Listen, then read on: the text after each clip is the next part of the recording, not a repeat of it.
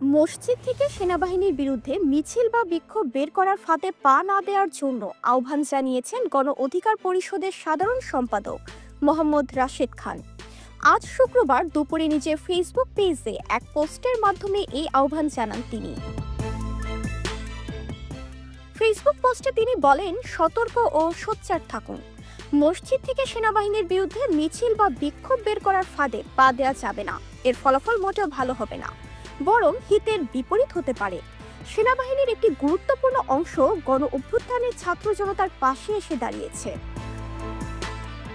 রাশেদ আরও বলেন, এক্ষেত্রে সেনাবাহিনীর তরুণ অফিসারদের ভূমিকা ছিল অপরিসীম। আমি বিশ্বাস করি সেনাবাহিনীর দেশপ্রেমিক অফিসাররা গণ অভ্যুত্থানের সময়ের মতো জনগণের পক্ষে থাকবে।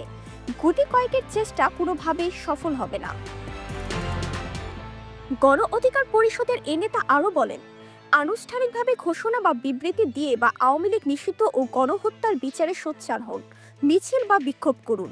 কোনোভাবে মসজিদ থেকে সেনাবাহিনীর বিরুদ্ধে মিছিল বের করার ফাঁদে পা দিবেন না। গণ অভ্যুত্থানের পরে আমাদের সকল সিদ্ধান্ত ঠান্ডা মাথায় ধৈর্য সহিত নিতে হবে। হঠকারিতার কারণে যেন জাতিকে চরম খেসারত দেয়া না লাগে, এ বিষয়ে সকলে সতর্ক হন। আশেপাশের মানুষকে সতর্ক করুন।